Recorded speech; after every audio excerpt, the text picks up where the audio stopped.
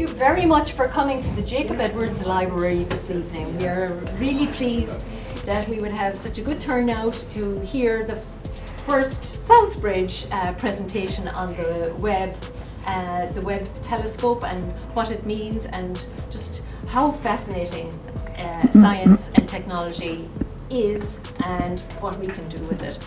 So we're joined this evening by two members of the Aldrich Astronomical Society.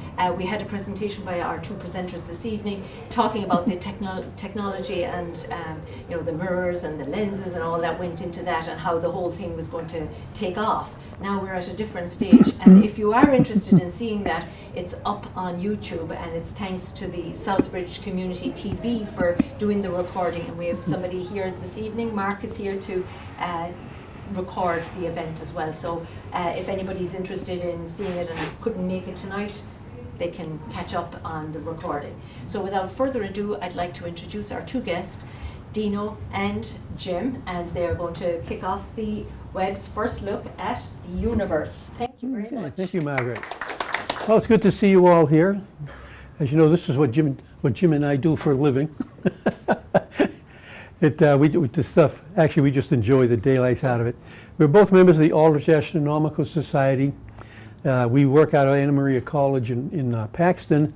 We're also affiliated with NASA under the title of Solar System Ambassador, and our job with NASA is what you're going to see tonight. And that works out of the Caltech in Pasadena. At the end of the meeting, if you're interested, we have a model of the Webb on the table here. You can look it over. It's sort of a delicate model, so I'd appreciate if you don't touch it, but it'll give you a good idea what it actually looks like. Anyhow, this is what we'll be doing tonight. We'll do the liftoff for the beginning of the journey, a little bit on why we're studying infrared light, because the Webb is an infrared telescope. And we're going to explore the universe a bit. And at the end, Jim's going to tell you all about the pictures that have been released by NASA. And that was the first 5 to let people know what's happening with it, and they'll be releasing more and more pictures as time goes on. And you should know one thing about this. This was probably the greatest engineering feat we've ever done. Amazingly complex. Everything that we did with this had to be invented. It started 25 years ago, cost $10 to $12 billion. And Webb is performing unbelievably well. Everything worked on it. It's going great. So anyway, we have liftoff, and that was on Christmas 2021 at 7:20 a.m. in the morning. I know a lot of you watched it. It was on TV. We sent it up on an Ariane 5 rocket. We chose the Ariane because this was such a complex and long-term project. We couldn't take a chance on it getting on a bad rocket. The Ariane had already had 50 flights or more successfully, and it flew out of French Guiana. Now, you may remember from our earlier presentation, the mirror on this telescope was so big, there wasn't a rocket ship on Earth that would hold it. It was too big. So we built it like a transformer. It had wings, and the wings were closed to fit in the rocket. When it got out in space, we opened the wings, and it worked perfectly.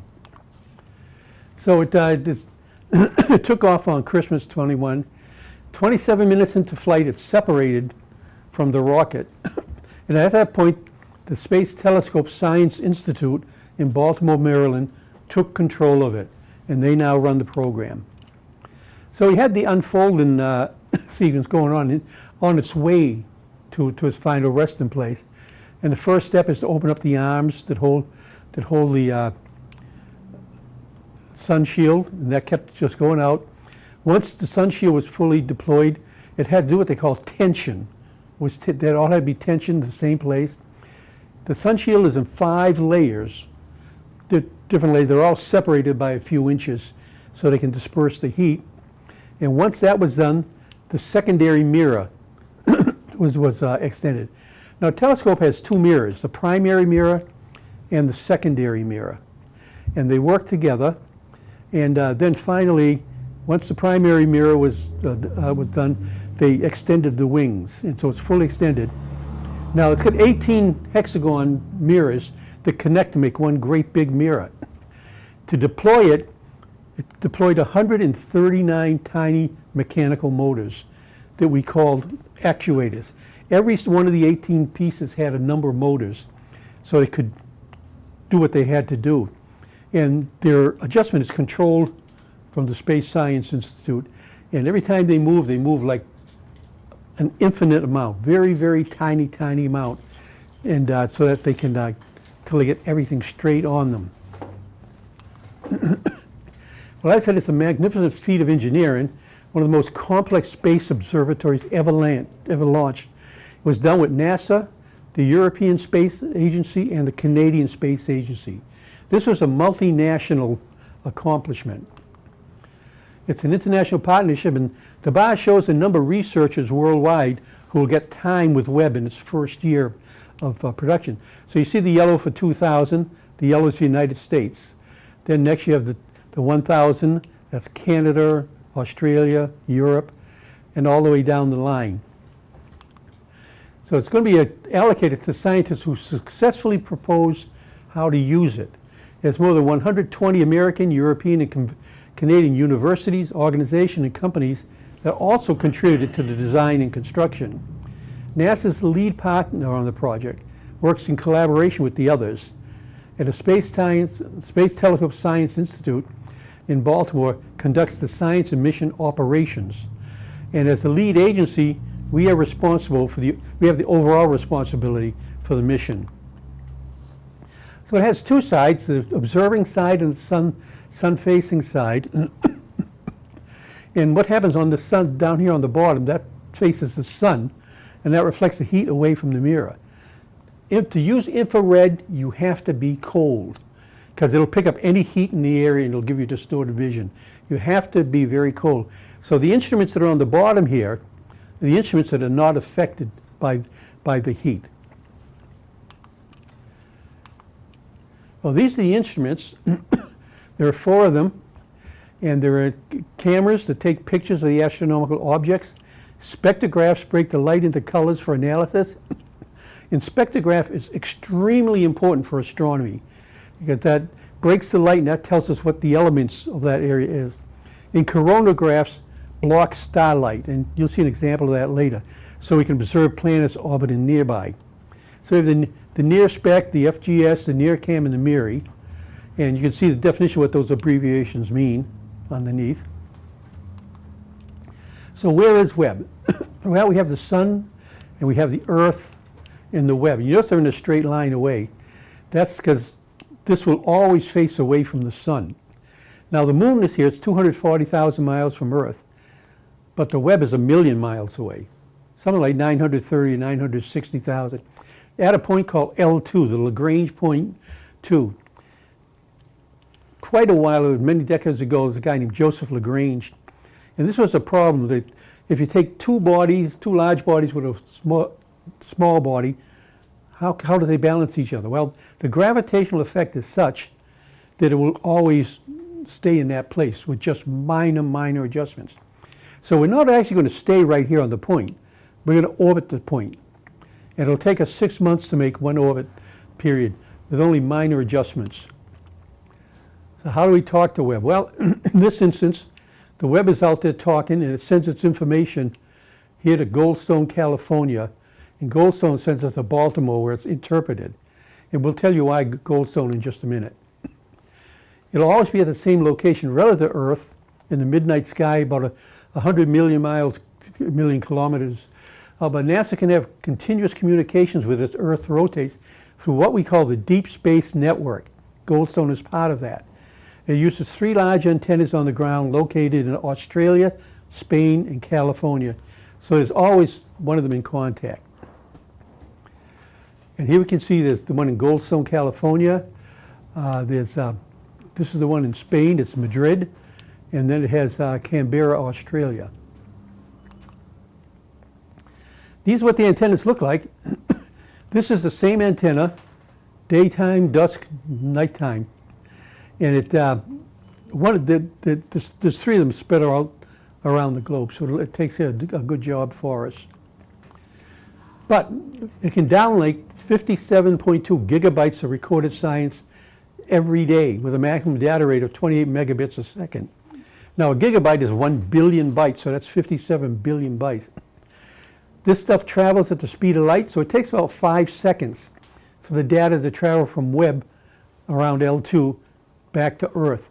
And the communications are routed through the Deep Space Network to the 3 ground stations in Canberra, Madrid, and Goldstone, California.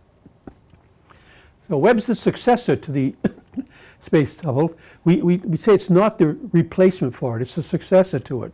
Why a successor? Because it's a different type of telescope. What's the primary distance? Well, the size. The Hubble was only a 7.8 foot diameter main mirror. Webb's is 21.7 feet. So it's it's 100 times more powerful. Now every one of these segments is got a layer of gold on it. Why gold? Because gold reflects infrared better than any other material. Underneath the gold is a layer of beryllium that this is made out of.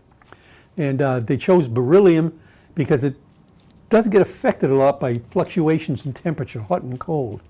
And you don't want a lot of fluctuations on telescopes. So the gold, it sounds extravagant, but the layer is thinner than the layer of human hair. And we don't paint it on. It's put on in a mist. The mist is thrown over and it settles on it. Because it's so thin you really can't paint it. But this is how much gold it is if you want to glance right here at this package I'm holding. 3 grams. So it's not a lot of gold, hardly worth stealing the Webb for. But what it's going to do, it's going to see back into time. Telescopes are basically time machines. They look back into the past because they see things as they were, because it takes the light so long to get to us. For instance, the Hubble, where it's right here, this is when the first galaxies were made. This is where we are today. And that's where the first galaxy was. But Webb, you can see, is going to go back here to when the first stars were made. And here is the beginning of time. So it takes us quite a bit further back. This way we can observe how the galaxies were made, how the universe formed. It's a really great educational tool. But why study infrared light? Well, the portion of the spectrum labeled visible with the colors of the rainbow is what you and I can see. And you'll find that's not an awful lot. Beyond the red end of the visible spectrum, the wavelengths are longer than the human eye can detect. This portion of the spectrum is called infrared. With longer wavelengths, including infrared light, are able to pass through areas of dense clouds and other material because they track heat, not vision. Shorter wavelengths get trapped, which means telescopes that specialize in visible light can't capture them. Our visible light is on a short wavelength. By detecting the longer wavelengths of light with Webb, we'll be able to see cool stars and warm planets clearly for the first time. So this is how it works. This is your spectrum. This shows you the visible. That squeezed into this little piece right here. Very, very little. But Webb, you see, goes from here to here. Much, much broader spectrum we can see. And this is what it does. The one on the left is visible light. The one on the right is infrared. So you can see this fireman is able to save a person, whereas in the first visible light, he doesn't even know there's a person there. So that's how much better infrared is. And this is the same nebula out there. The first one is with visible light, then near infrared light, and mid-infrared light. So you see different properties with all 3 of them. And observing the ancient galaxies, the light redshifts. You see, this is the beginning. This is where we are now. And this is how light looked when it left in the beginning 13 billion years ago. And you see it stretches out as it gets here. So to capture the light that's traveled 13 billion light years to reach us, when the universe is only hundreds of millions of years old, we need a telescope that focuses on gathering light that's redshifted into infrared light. And it stretches out because the universe is expanding. So as it expands, everything in it expands. We're going to get oodles of information out of it. Like from this burst here, you can see we got oxygen, hydrogen, and a couple of other things I can't quite read. So we're going to explore the universe with Webb. And this is how it all began. Stars were beginning to form. And then they assembled into galaxies. And then the galaxies became more massive. And to today where we are, there's a clear universe and a lot of end of ionization. So then we're here at the present day now. So the universe evolves just like everything else. So Webb will be seeking some of the first galaxies. This is a Hubble picture, and this is a big nebula you see, but comes out of here. But with the naked eye, you can't even see the galaxy. And this is how galaxies evolve over time. They gather, get bigger, they cannibalize each other, and they keep on progressing and getting bigger. Eventually, they take a shape like the pinwheel, something what we call a globular cluster. There are open clusters, closed clusters, a whole bunch of categories. We'll be able to dissect black holes better and re-examine how stars live, form, and die. And this is visible light of this nebula, and this is the same picture with infrared, both taken by the Hubble. But you see all the stars we can see with infrared that you can't see with visible? That's the benefit. We're going to detect modules in star forming regions, and all this blue, this is all brand new stars forming. Excuse me. When you're out in the universe, a blue color usually means new birth of stars. A red color usually means they're old guys. Going to re-examine some of our planets. This is Jupiter in infrared light. And it helps us find different galaxies. Now, remember we said one was a coronagraph. This is with a coronagraph. This is really bright, this whole thing. But see the black circle in the middle? That's the coronagrass effect. The thing is just too bright for our telescopes to handle efficiently. So the coronagraph blocks out the central light, so we see everything around it. It'll decode planet's atmosphere. So you can see as it showed, the graph will show us ozone, carbon dioxide, methane, water, the content of the planet. We tell all this from its light. So to tell us what planets have a chance to be inhabitable, which ones don't. And there's going to be some exciting discoveries. We'll be looking at the early universe, the growth of galaxies over time, the star life cycle of stars, and other worlds. So we're looking forward to just a ton of real discoveries. So we have to bring it all into focus. And when these are the 18 individual hexagons, and this was the right wing, the left wing, and the center. And they haven't been lined yet. And then they line them up a little bit and do them a little bit clearer. So they've got to get them all looking the same. And finally, we got them all into one. So that's how the alignment. Now it is perfectly aligned. We have tests for all the individual instruments. And one thing you'll see is this one down here, C3, it got hit by a micrometeorite that did some damage to it. But fortunately, the way they set up the programming and the systems on it, they were able to repair it out in space. So it's coming in perfectly right now. And this selfie shows the way the light is captured from all mirror segments. And what it does is these segments are all white, which means they're all reflecting as they should be. If they were foggy or something like that, it means that mirror has to be adjusted. And from this picture, you can see it's perfect. And this is a comparison of the MIRI resolution compared to the now retired Spitzer Space Telescope. Now, Spitzer is a very good scope. It's been decommissioned since, but this particular scene you can see is right here. Notice the clarity, how much improved it is. That means you can get a much better study done of this here. And this diagram identifies the individual mirror segments, including that one with the thing. So you see the individuals now, see how nice and clear they are? The clarity is so good. Is there any question I can answer while Jim's getting set up? Yes, sir. So how much, do they know how much damage it can take from meteorites? Well, this one had quite, I understand, it doesn't have an official relief yet, but I understand the damage to that one particular hexagon was substantial. But they managed to refocus and do it. Now, the thing is with the Webb, we can't send people out to fix it. Too far away, a million miles. And we haven't had humans travel that far, so it's got to work. And that's why these all have primary, secondary, and tertiary systems, because you just can't get to them. But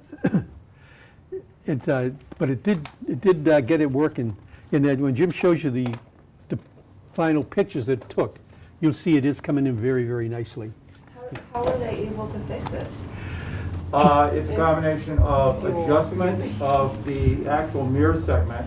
To give you an example of how precise these mirror segments have to be adjusted, we're talking, take a human hair off your head, 1/125th of the diameter of a human hair. That's the jog, plus or minus you go, to make those mirrors come into focus. So doing that, you can kind of adjust to compensate a little bit, but then you also have software algorithms that say, if the mirror was perfect, it would look like this, and add a compensating factor into it. So it kind of takes it out of causing any problems for the final image. So thank God for software. Yeah. Very important. But they did go into space knowing full well. Well, they have 5 layers of that sun shield. And the 5 layers are mitigating the heat from the sun, the earth, and even the moon to keep it cold as possible. But why do they also have 5 layers? Micrometeoroids. Basically, you want to limit the damage. If one goes through and you got one sunshade, there goes the telescope. You got 5 layers, the chances of going through all 5 are minimal. So this is all the plan, the great plan that they had from the beginning. Through the looking glass, and I actually did find a proposal for doing some research using it with that title, Through the Looking Glass, the New Universe is Revealed. And this is the first image. This is SMACS 0732. This is basically a galactic cluster that's pretty massive. And I stared at it and go, all I see is galaxies. What are you talking about, a cluster? Well, when we're talking about a cluster, we're talking about foreground. So you see these bright objects kind of trailing off and trailing down. That's the galaxy we're talking about. And it's a massive collection of galaxies in Pegasus. And the good thing about this is, hey, we don't want to see 4.6 billion light years into space to see SMACS. We want to go beyond. Hey, guess what? The mass of this galaxy actually curves the light of galaxies behind it and bends it around by a product called gravitational lensing. So that's what happens. And you can see effects of gravitational lensing by these streaks. Those are not artifacts. Those are actually galaxies that are beyond and behind this massive galaxy cluster in the beginning. So SMACS 0723, and they came up with their names for whatever reason. It's about 4.6 billion light years away. It's, take a grain of sand, hold it out at arm's length. That's the area of the sky we're looking at. And yet there are thousands of galaxies on this image. And there are the galaxies, keep an eye on that one. There are some to the limit of your vision, depending on the resolution you have here. And if you go on the NASA website, they have like hundreds of megabytes worth of data. And you can enlarge this and start seeing smaller and smaller galaxies. So gravitational lensings magnify the distant galaxies behind it because of the gravitational mass in front. And I don't know what happened there. That's bizarre. Anyway, we'll compensate here. So there's the distant galaxy. There's the mass. And it's bending the light around the distant galaxy and allowing us to see it with Webb. That was supposed to be nicely centered. So this is a diagram provided by these people who have been doing a lot of work from ESA Hubble, and I want to thank them for that. It kind of gives you a better explanation, but you got to understand mass basically bends space-time and allows light from distant galaxies to be focused for us very easily using a telescope like Webb. It blows my mind that, given that the universe is not a uniform progression but individual local masses, that it doesn't automatically, if you like, the gravitational lens doesn't automatically distort what's behind it that you think you're looking at. Yeah, it is truly amazing when you think about it. Over the period of the first second of the existence of the universe, all the rules and procedures that are going to govern our universe were set, okay, along with a rapid expansion of space. So by the time this rapid expansion of space took place, it started slowing down and then kind of expanding outwards, basically, until we got the current way we look at the universe today. But if you go back to the beginning, it's really amazing with the distribution of matter, how to be distributed within a fraction of a fraction of a fraction of a value to make it work for stars to exist, for galaxies to exist, hey, organic life forms like human beings to exist and wonder it all. But it's a marvel when you think back to it. Little changes one way or the other could have changed things radically for our universe. But I'll basically show you this. This is the Hubble image. That's, you see? That's the, oh wow! And remind you, Hubble, 10 days. James Webb, 12 and a half hours. So that's the difference. The added resolution, the added light gathering capacity of James Webb is allowing us to do that, plus the fact it is in the near infrared to the mid infrared, so it goes deeper. And as Dino so aptly put, basically the wavelength of light is expanded because our universe is expanding very rapidly. Space is expanding and it's now in the infrared. Boy, take a look at that. And we're going to look at this distant galaxy. And we found a galaxy right near this massive galaxy, SMACS 0723, is 13.1 billion light years away. Remember I was pointing out a very, very, very dim? And here's that image. Everyone see it? Back row, maybe? I had trouble seeing it, but boy, they blew it up to allow you to see it. And it's just a number of pixels across. But it just shows you, even that little smudge of data is loaded with information saying, hey, I'm way off in the distance, pay attention. And the spectrum of the galaxy allows us to see how far away it is, simply because we take a normal spectrum of a galaxy or a star or anything you want, right? And we know what it looks like. But wait a minute, it should be here. It shifted, the red shift. It causes it to shift. So the further it shifts, the further away it is. So that's the importance of spectrum, basically. It allows us to tell exactly how far away this galaxy is. And already, just with a trial run of 1 week, this is all taking place within 1 week, to give the public something to say, hey, it's worth the money you spend on this telescope. We're already back 13.1 billion light years. Incredible. Jim, how far is that from the beginning of the universe, the Big Bang? Beginning of the universe is 13.8. You can't see anything beyond 13.6, as far back as you can go. Because everything was just so hot, and so you got to have reionization taking place. In other words, something to cool down enough for atoms to form and then stars to form and the first galaxies to form. And we want to go back that far. So maybe we can press this from 13.1 billion eventually to 13.4, 13.5.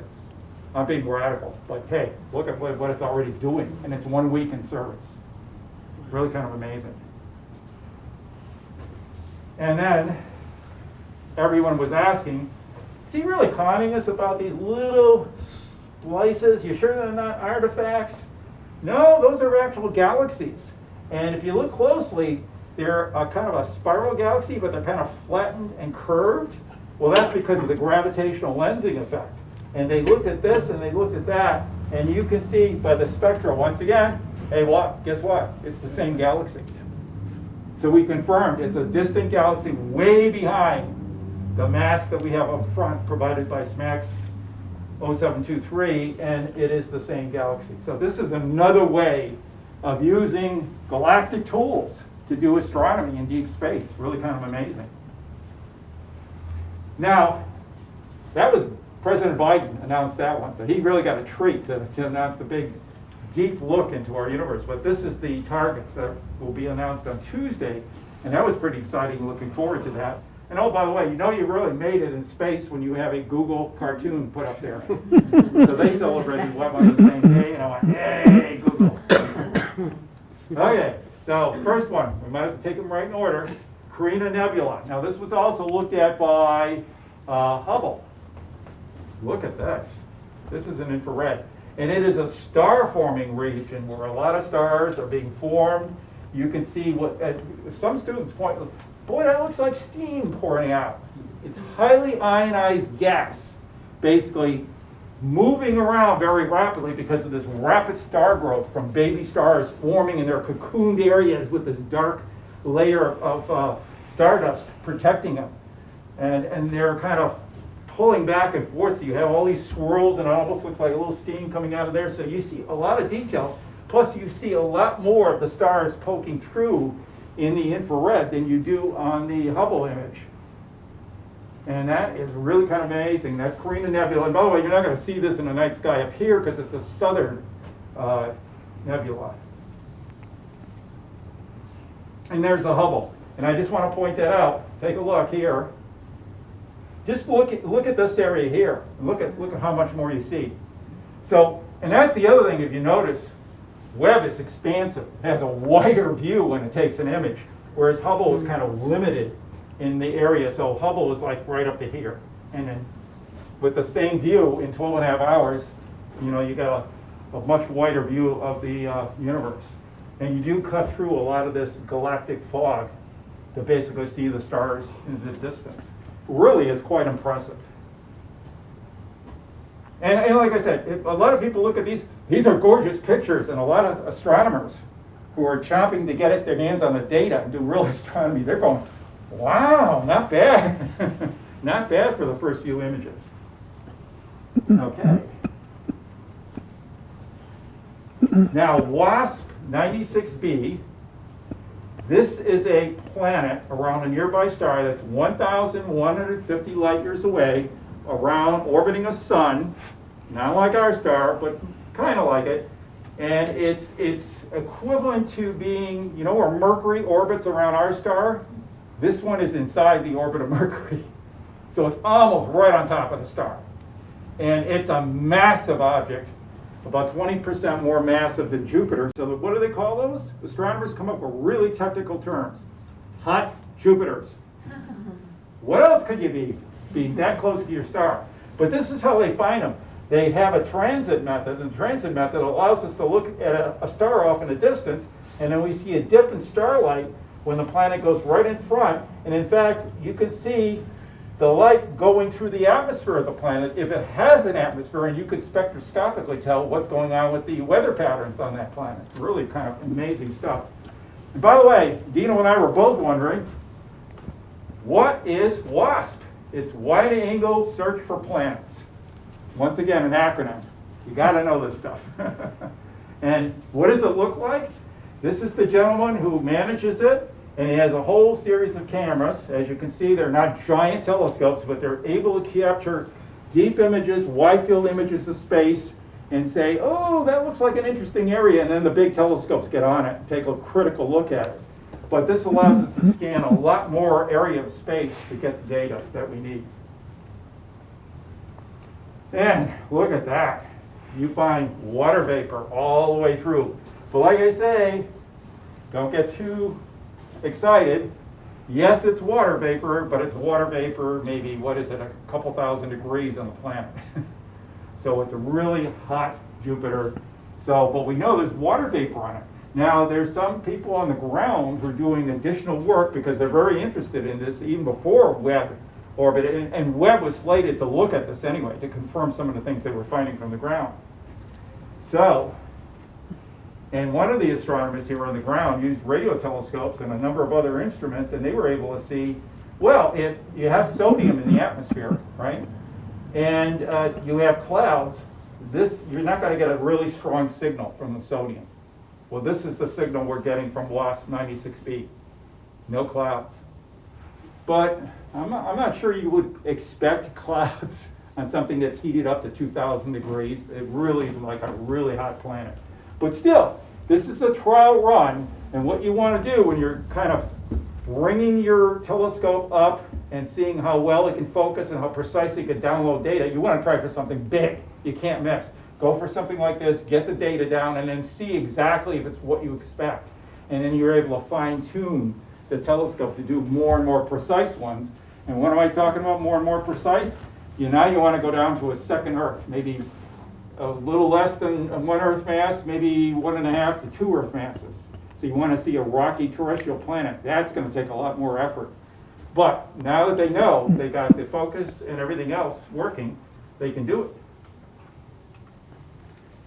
And this here is the Southern Ring Nebula. By the way, I want to just go back. Everyone sees this here, NGC 3132, New General Catalog. Astronomers like acronyms. And all of that is, it's the number that lists them. They know where to look in the catalog to find the right ascension declination, where to point the telescopes. That's all it is. It's an identifier. And here we go. Look at that nebula. Now, what is a planetary nebula? This is an example of a planetary nebula. It's what our sun is going to look like in about 2.5 billion years from now.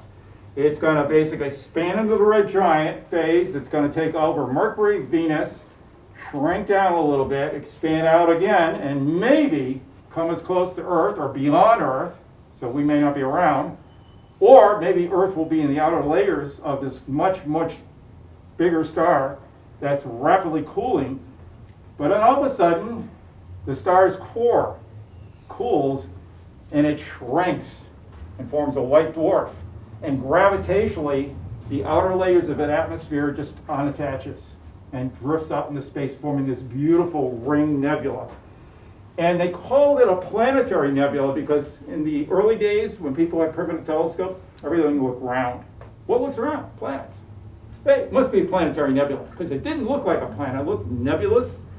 So we'll call it a planetary nebula. And unfortunately, we know different now, but it's the name stuck. So that's where the name came from. And there's the star that caused it all. Is it? Mid-infrared. It's a binary. This star is still very much active. This is the star that sloughed out its outer atmosphere and caused all those problems. And if you look, well, it's hard to see from there, but if you look here, you can see a little debris field all around this star. So all this atmosphere is kind of pulsating outward from this dying star. Really kind of amazing. And by the way, when I use the term dying star, it could last in that stage as a white dwarf for 100 billion years. So.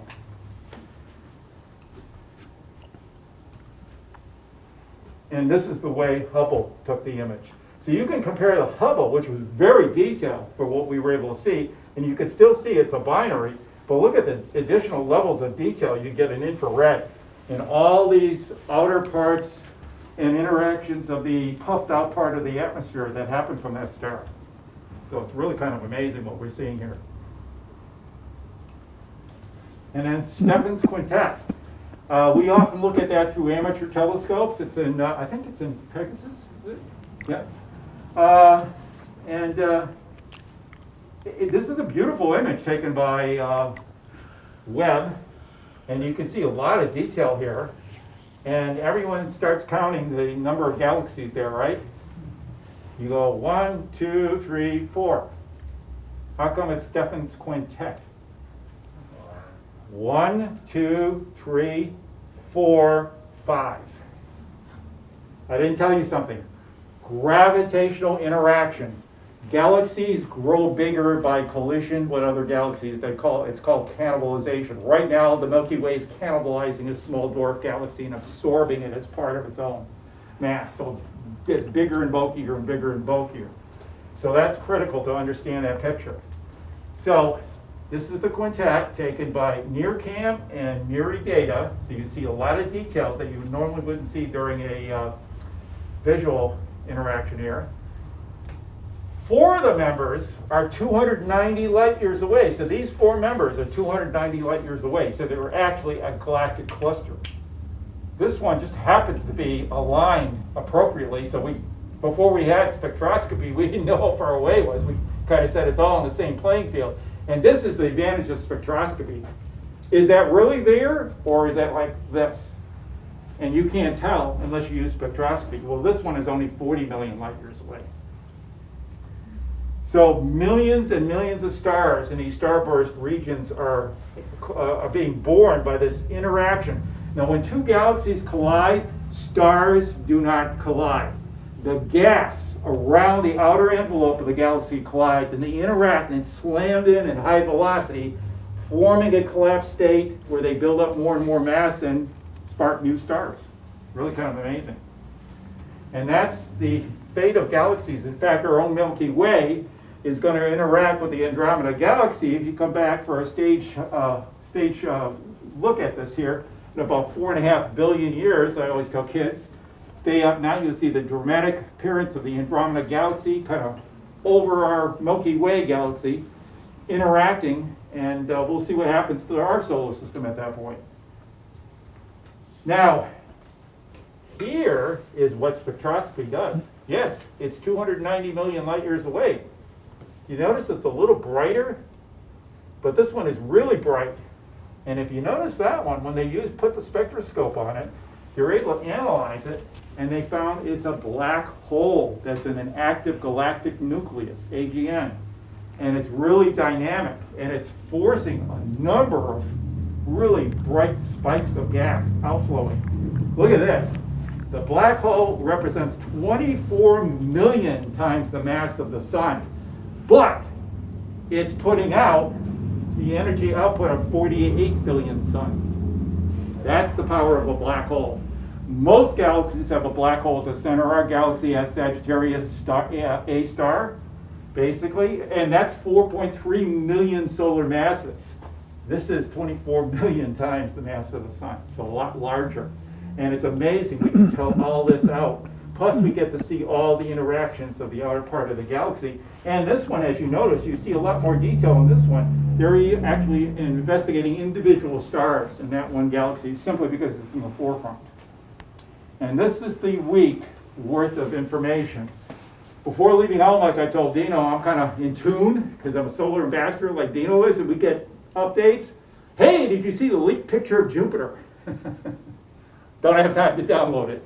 But it got pulled, so I got someone ran up to a camera with a video screen and snapped it, so it's not high resolution, but I took a look at it. And of course, NASA's going to use the Webb to look beyond our frost line, which is the asteroid belt, to the cold portion of our solar system, because we want to look at the heat energy output of maybe the moons of Jupiter, maybe Jupiter itself, maybe the moons of Saturn, Uranus, Neptune, and how about Pluto? A lot of these outer moons and even the outer dwarf planets like Pluto have oceans that are kind of locked in there. We may be able to take a detailed close-up look of them by using spectroscopy and also the power of the Webb Telescope using infrared light. Really quite amazing. So, any first light questions? Those are like 5-0 wows. And Dino and I are still sitting back and trying to answer some of the questions we want answered after looking at these. I've done a lot of research, so I can hopefully answer some of the questions, and so can Dino.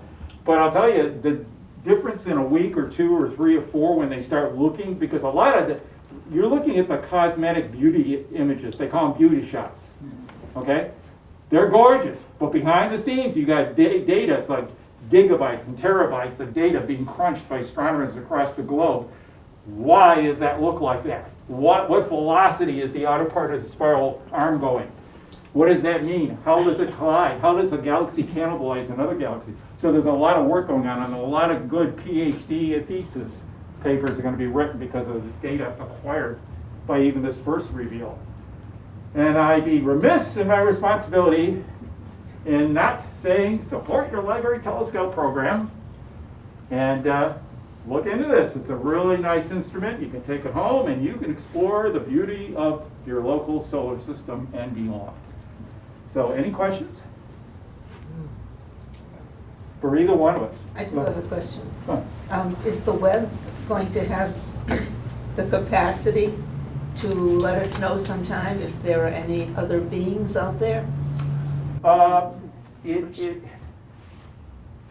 it can do spectroscopically, it can look for Earth analog planets, meaning Earth mass size, identify whether it's terrestrial or not, in other words, rocky, and then start looking and picking at its atmosphere.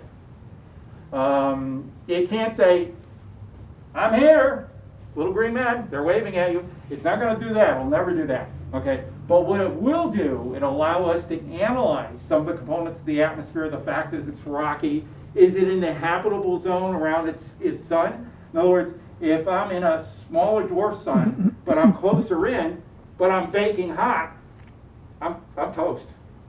But if I'm in the right area for that sized sun, I'm in the habitable zone. So that's one clue.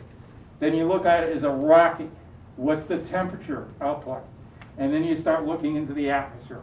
So you build up some data points. And if that atmospheric data through this spectroscopy allows you to identify, I'm going to say carbon dioxide, methane, oxygen. It doesn't say life is there. It just says similar things that we see in our atmosphere are seen in this particular planet's atmosphere. Okay? And then I leave it to the next generation of space telescopes to really truly, in fact, they have another generation they're working on now that is going to see life or no life. Okay, we're going to go out and look for that specifically. This one is not made for that. But it can give you a hint of what direction to point it. Much like Hubble is still active, I see something extremely interesting, but I can't resolve it. You identified a candidate for Webb to look at. So Webb is not randomly going across, wasting its time looking at things that may not be of any value and answering some of the questions astronomers want to answer. Hubble is pointing in a direction. I'm at the limit of what I can see, but boy, it looks intriguing. Take a good look at it and see what you think. And Webb is pointed at. So that's how it works. I hope that answers your question. I mean, I'm excited as anyone to see something like that. But I'm doing a program called Oceans of Possibilities. The library has a program called that for summer reading. And one of the things I says, Oceans of Possibilities, exploring the water worlds of our solar system. And as a child growing up, being interested in space exploration and astronomy, last place I would be looking for life is Enceladus or Europa, moons of Jupiter. Europa has more water content in the Earth's oceans. And it's incredible. Pluto, a dwarf planet, we just sailed right by. It may have a hidden ocean underneath the rocky mantle.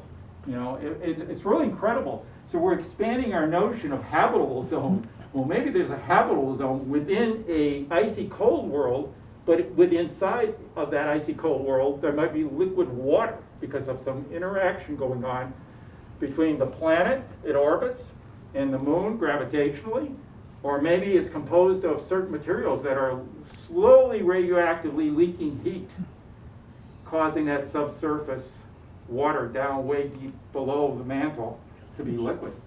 Who knows? But I'm just tossing this out there. There's a lot of excitement generated, and astronomers would never talk about possibility of life on other world. When I was growing up, no, that was occupation ending. We would not talk about that. But now we have justification for looking at it because we're following the geology, we're following the spectroscopy, we're looking at the data, and it's coming in and saying, it's pretty interesting here. We should take a closer look. Yes?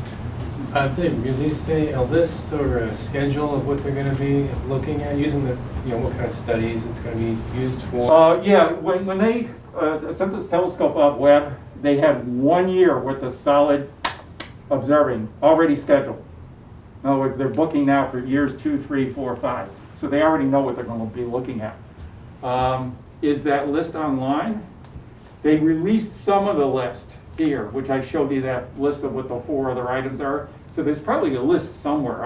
I haven't located it. Is there anything in particular people are looking forward to knowing about? Or Europa. I'd like to see a little bit more information about what's going on with Europa in our own solar system.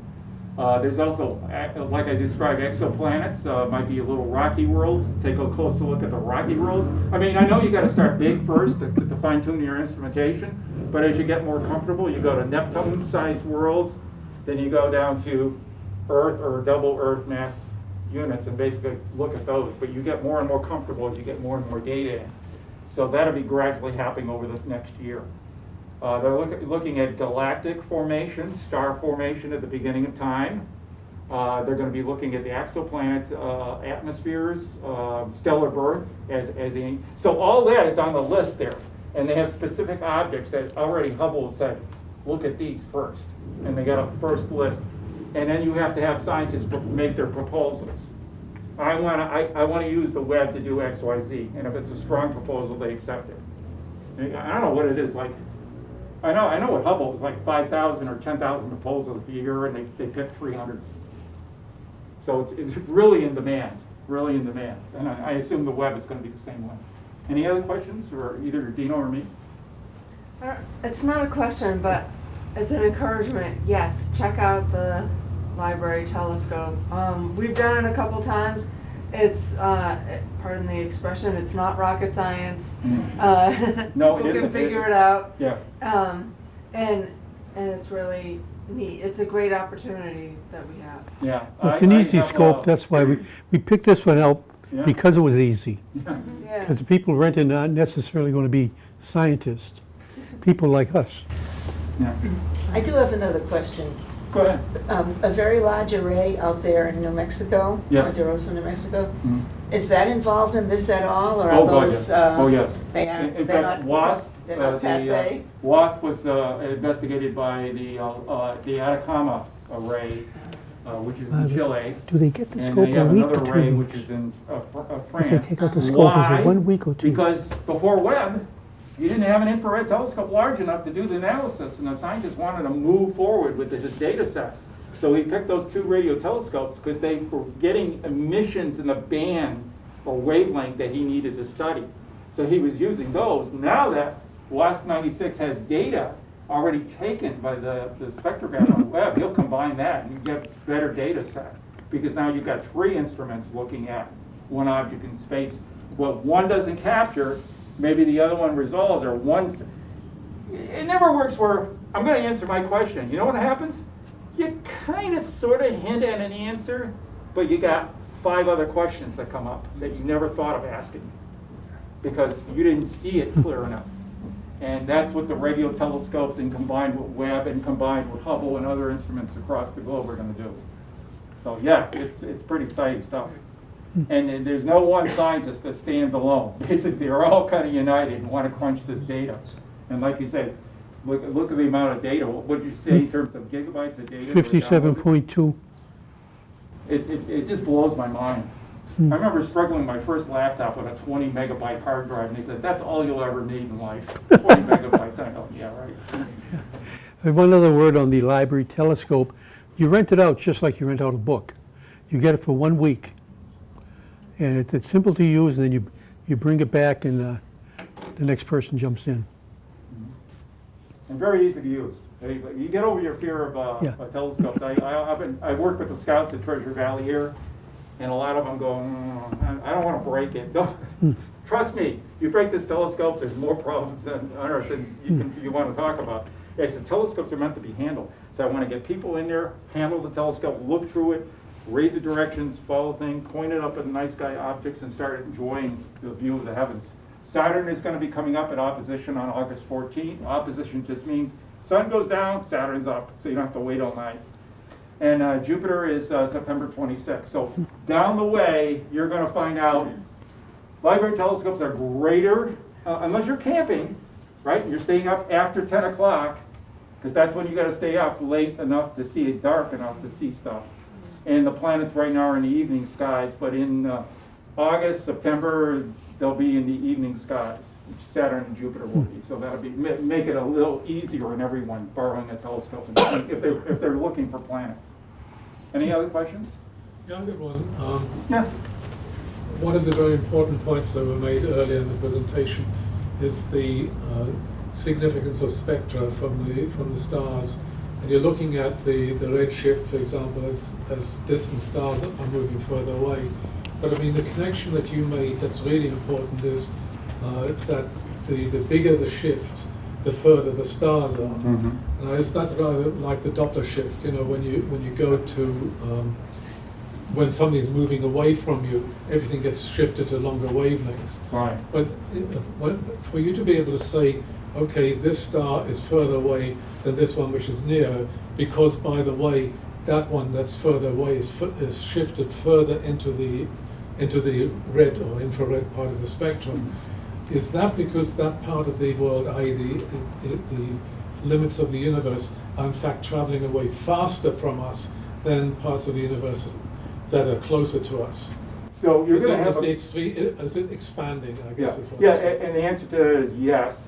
The farther you look into space, the greater the redshift of whatever you're Right. looking at, which means it's moving away from us at a higher speed. Right. But on the other hand, I want to reassure people you can use redshifts basically closer to home, like a galaxy that may be, let's say, 26 million light years away. Well, that isn't the edge of the universe, so what can I use redshift for? It's going to be minuscule. No. Basically, if I look at one part of the spiral arm and it's blue shifted, it's coming toward me.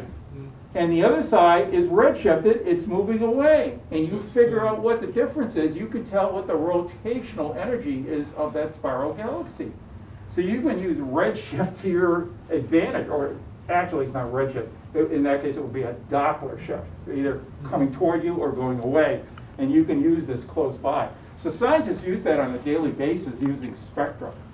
Well, like you say, if you want to study something at the edge of the universe, you start downloading these like fuzzy blobs, as I put it, and they look like fuzzy blobs like the one Dino had in his presentation. And you look at that and you figure 13.1 billion light years away. It's really mind-blowing. It's kind of amorphous, but is it amorphous because it's right at the edge of observability of the telescope we're using?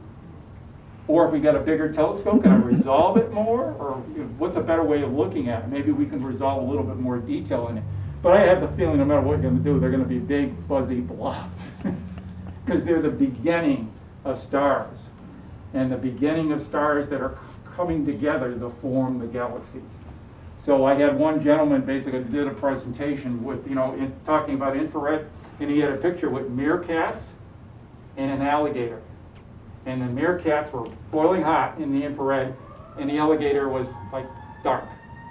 And then they went basically showing the difference between optical and infrared. And no matter where you looked, the alligator was always icy cold. Okay, he was always cold. And one scientist portrayed it this way. He says, we're looking for the alligators in deep space. Okay?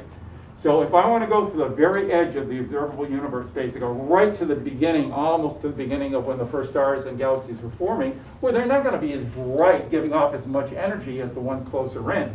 So I'm going to need some better instrumentation, which is MIRI, which cools down to within 4 degrees of absolute zero, allowing it to be more sensitive and check for those quote-unquote alligators in deep space.